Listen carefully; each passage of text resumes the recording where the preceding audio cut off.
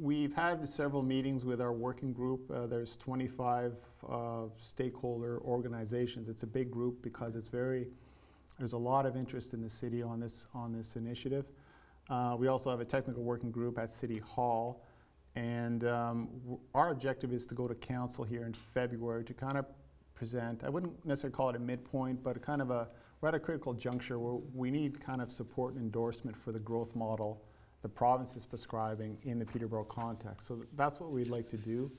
And then, you know, we're moving now into transportation and land use issues. So we'll be going out with some surveys on that fairly soon.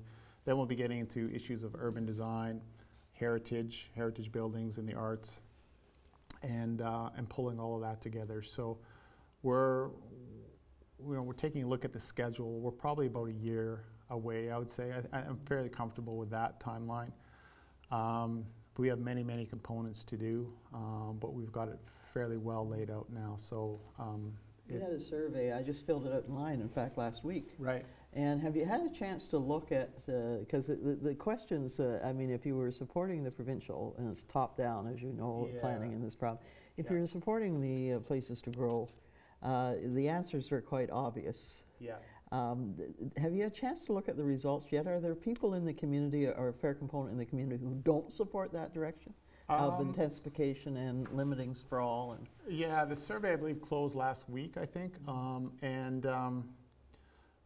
I think what we're seeing is that there's strong support for that.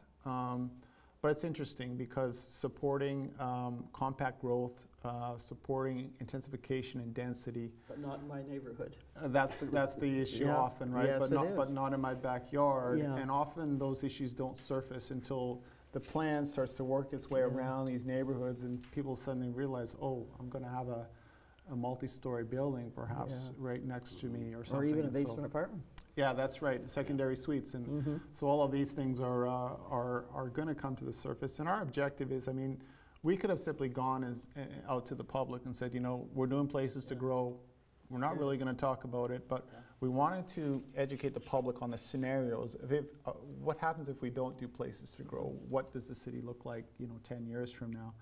So we wanted to kind of paint that picture for the public and hopefully get a bit of dialogue out there and give them the understanding of why we're doing what we're doing.